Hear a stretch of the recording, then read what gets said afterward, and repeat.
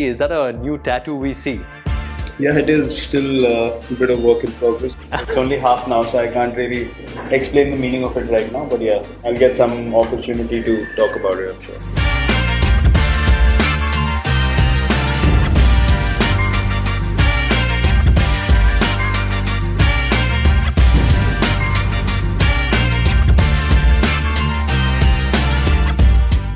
Virat, what's on your playlist? What's the current earworm right now? Actually, surprisingly, I've gone a little back in time, and I have recently downloaded Arijit Singh's MTV Unplugged playlist.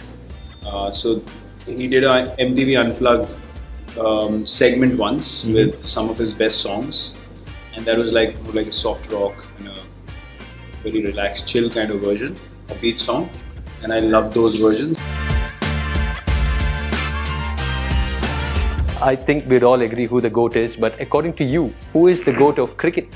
I've always taken two names, those who have revolutionized batting in their generations. One is Sir Viv Richards, and the other one is Sachin Tendulkar, who's my hero. So yeah, these two people have completely changed the dynamic of cricket in their eras, and that's why I feel like they are the two greatest. You know, speaking of GOATs, if Roger Federer, Cristiano Ronaldo and you're on the same table, what do you think the conversations will be about? I'll just keep quiet and listen to both of them, to be very honest. I mean, I don't have much to add to that conversation. It's all to soak in and listen to some of the greatest athletes in the history of sport. Virat, you're a 80s kid. Say when you were growing up, trump cards, posters, all those little cards. What was that like? It was amazing. Trump cards was one of my favorite things to engage in with my friends.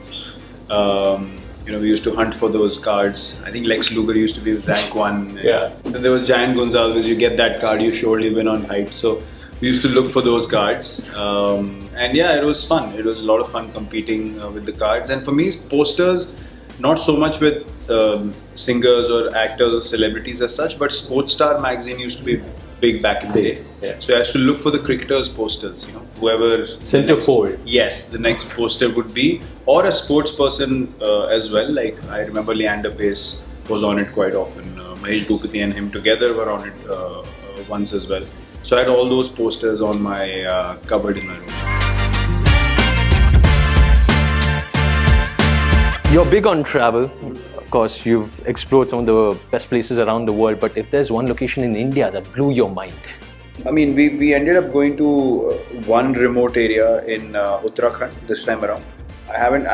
We all go to famous spots, but you know, the tucked in kind of beautiful places that you don't see so much. I was completely blown away. I went to one recently, and it was so beautiful and peaceful, and it was just amazing to you know, have this place in the middle of all the famous spots that people know, and just be tucked away from the world completely. That for me was a big revelation. So I was very, very pleasantly surprised. Is there an impulsive buy that you hardly use? Most of the cars I used to own, they were all impulsive buys. I ended up hardly driving them or actually traveling in them as well. So beyond a point, I was like, you know, this is pointless. So ended up selling most of them.